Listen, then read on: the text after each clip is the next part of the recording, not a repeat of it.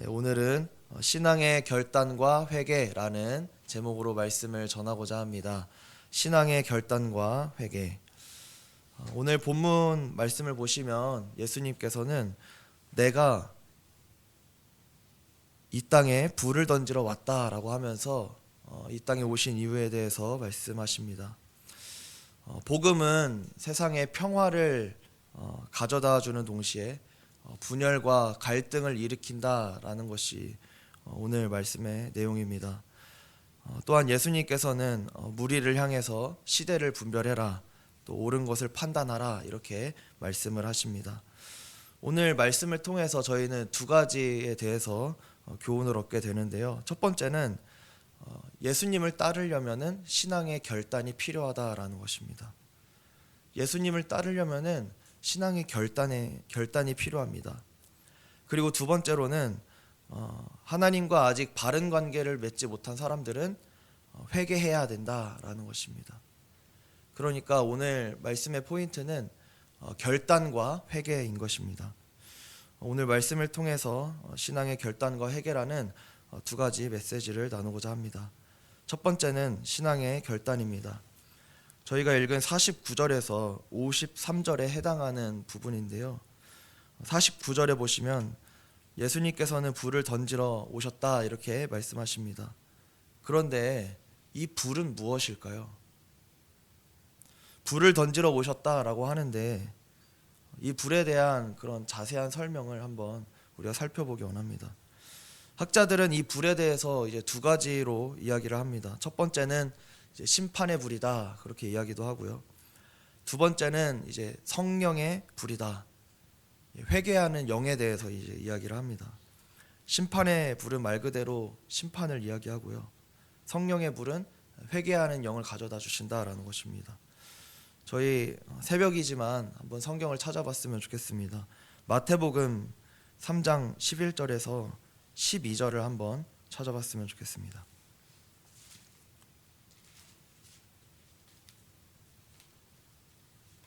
마태복음 3장 11절에서 12절 말씀입니다. 한번 같이 읽어보겠습니다. 시작. 나는 너희로 회개하게 하기 위하여 물로 세례를 베풀거니와 내 뒤에 오시는 이는 나보다 능력이 많으시니 나는 그의 신을 들기도 감당하지 못하겠노라. 그는 성령과 불로 너희에게 세례를 베푸실 것이요 손에 키를 들고 자기의 타작마당을 정하게 하사 알곡은 모아 곳간에 들이고 쭉정이는 꺼지지 않는 불에 태우시리라. 아멘. 여기서 보시면 제일 마지막에 꺼지지 않는 불에 태운다라고 나오지 않습니까?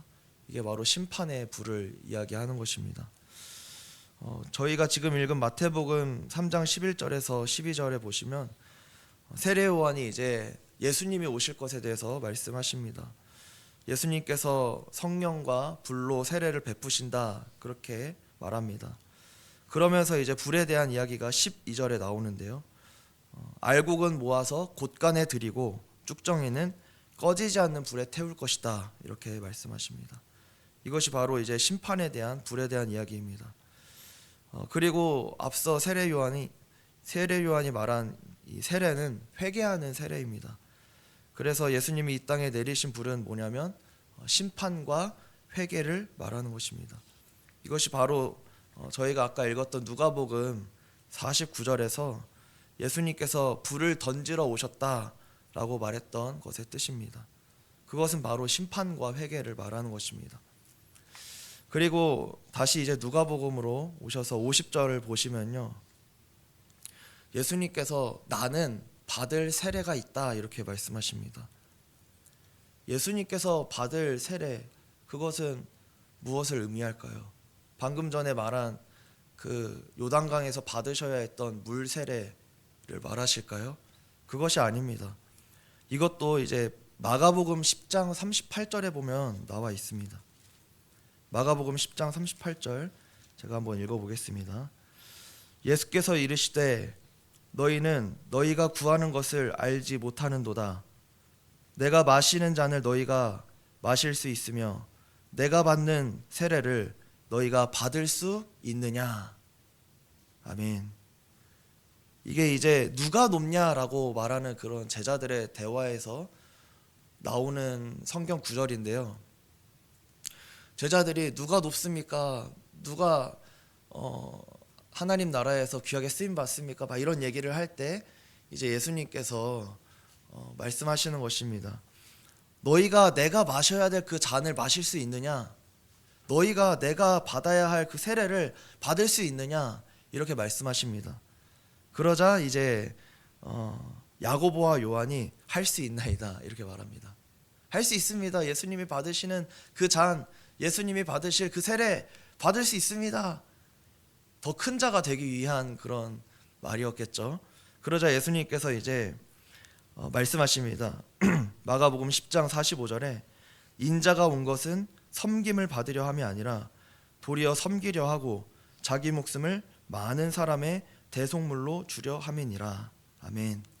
그러니까 예수님께서 받으셔야 하는 그 잔과 받으셔야 하는 그 세례, 그것이 바로 결국 십자가의 죽음을 말하는 것입니다.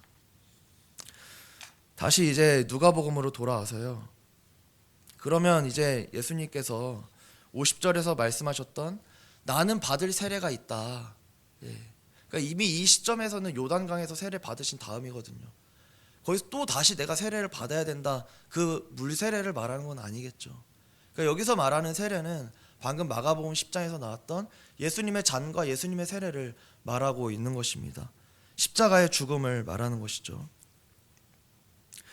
그래서 이제 50절에서 이렇게 말씀하시는 것입니다. 그 십자가의 죽음이 이루어지기까지 나의 답답함이 어떠하겠느냐 이렇게 말씀하시는 것입니다. 답답하실 수밖에 없죠. 심판과 회개, 불을 던지러 오셨다고 하셨어요. 그 심판과 회개의 불을 던지셨는데 아직도 회개하지 않고 아직도 주님을 따르지 않는 자들이 있는 것입니다. 그리고 이제 점점 예수님의 죽음이 다가오고 있는 것이죠. 그러면서 이제 51절에 말씀하십니다. 내가 화평을 주러 온 것 같냐? 그렇지 않다. 분쟁하게 하려 함이다. 이렇게 말씀하시는 것입니다. 이 말씀은 예수님 때문에 싸워라, 분쟁해라, 그거를 권면하는 말씀이 아니라는 것은 우리가 다 알고 있습니다. 복음의 반응에 대해서 이제 말씀하시는 것입니다. 예수를 믿게 되면은 좋든 싫든 간에 서로 다른 의견이 생길 수밖에 없습니다. 예수 믿지 않는 형제들과 예수 믿지 않는 동료들, 예수 믿지 않는 친구들과 분쟁할 수밖에 없다는 것입니다. 예를 들면 이런 것이죠. 5월 달에 보니까 휴일이 이게 아주 이쁘게 잘 모여져 있더라고요. 5월 1일 그 근로자의 날 쉬는 것부터 해가지고요. 그 다음에 그날이 목요일입니다.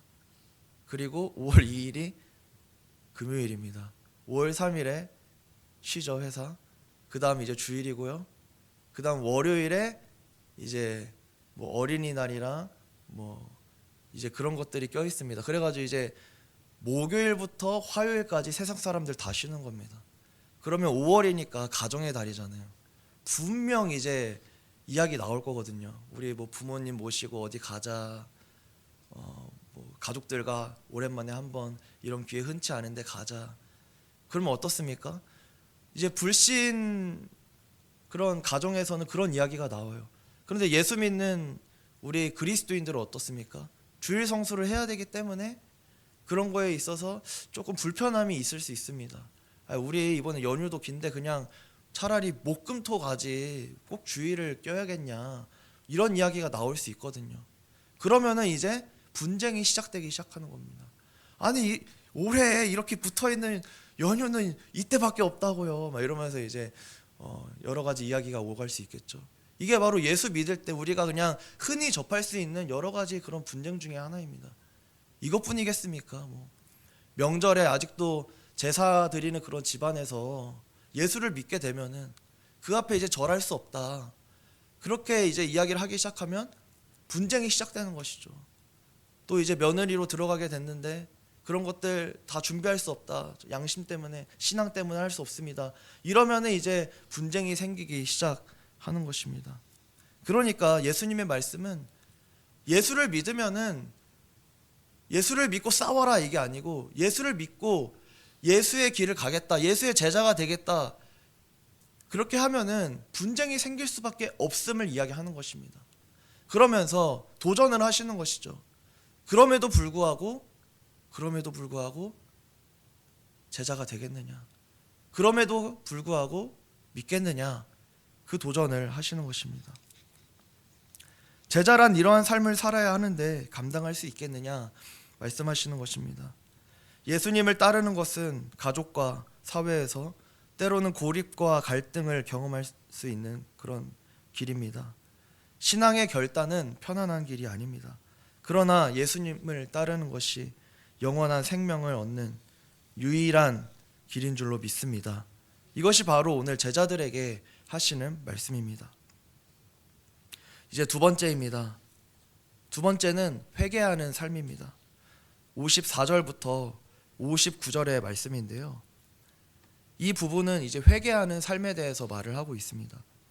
그런데 아까 읽었던 부분은 청자가, 듣는 사람들이 이제 제자들에게 하신 말씀입니다. 그런데 이제 54절부터는 청자가 바뀝니다. 듣는 사람이 바뀝니다. 54절에 보시면 이렇게 나옵니다. 또 무리들에게 이르시되, 이렇게 시작하고 있습니다. 앞서 하신 말씀은 이제 물론 제자들에게만 딱 했다라고 보기는 어렵고 두루두루 하셨겠지만 대화를 주고받는 사람들이 제자들입니다. 그렇기 때문에 조금 가까이 있는 사람들한테 하신 말씀이라면, 54절부터는 뭐냐면 이제 무리들에게, 모든 사람들에게 지금 선포하고 계시는 것을 볼 수 있습니다. 그런데 이 무리들에게 하시는 예수님의 말씀은요, 앞에서는 약간 경고와 결단을 요구하는 말이었다면 지금은 안타까운 마음이 드러나는 것을 저희가 볼 수가 있습니다. 예수님께서 너무나 안타까운 마음으로 말씀하시는 거예요. 시대를 왜 분별하지 못하냐, 이렇게 말씀하시는 겁니다. 너희가 날씨를 보고서 비가 올지 아니면 더울지 그런 것을 예측을 하면서 왜 영적으로는 이 시대를 분별하지 못하냐, 이렇게 책망하시면서 말씀하시는 것입니다. 그러면서 이제 법정에 가기 전에 고소한 사람과 빨리 화해해라, 이런 말씀을 하시는데요, 이것은 그냥 단순히 인간관계를 이야기하는 것이 아니라 지금 하나님과 우리의 관계를 이야기하고 있는 것입니다. 아직 그리스도를 믿지 않는 자들, 그리스도를 영접하지 않은 자들은 하나님과의 관계가 망가져 있는 상태입니다. 원수된 관계입니다. 그렇기 때문에 그 관계, 하나님과의 관계를 회복하라, 이렇게 촉구하고 계시는 것입니다. 하나님과 화해하지 않고 우리의 죄를 회개하지 않는다면, 죄 씻음을 받지 않는다면 마지막 날 심판을 피할 수 없을 것입니다. 이처럼 예수님께서는 불을 던지러 이 땅에 오셨다 말씀하시면서 신앙의 결단과 회개를 요구하고 계십니다. 말씀을 정리하겠습니다. 나는 제자로서, 주님의 자녀로서 신앙의 결단을 하고 살아가고 있습니까? 또 나는 지금 하나님과 바른 관계로 살아가고 있습니까? 고민하고 기도하며 결단하며 나아가는 저희 모두가 되기를 축복합니다. 오늘 기도하실 때 이렇게 기도했으면 좋겠습니다. 하나님, 시대를 분별하게 하여 주시옵소서. 제자로 살아가게 하여 주시옵소서. 그렇게 결단하는 저와 여러분이 되기를 주님의 이름으로 축복합니다. 축복합니다. 기도하겠습니다. 사랑이 많으신 아버지 하나님, 주님의 복음은 우리에게 평화를 가져다 주시지만 또한 분쟁과 여러 이야기를 낳는 것을 우리가 보게 되었습니다. 그럼에도 불구하고 주님을 택하고 주님을 따르는 우리가 되겠다고 결단하는 오늘 이 새벽이 되게 하여 주시옵소서. 시대를 분별하게 하여 주시옵소서. 하나님과의 관계를 점검하면서 매일매일 주님의 자녀로서 살아가는 저희가 되게 하여 주시옵소서. 감사드리며 예수님의 이름으로 기도드립니다. 아멘.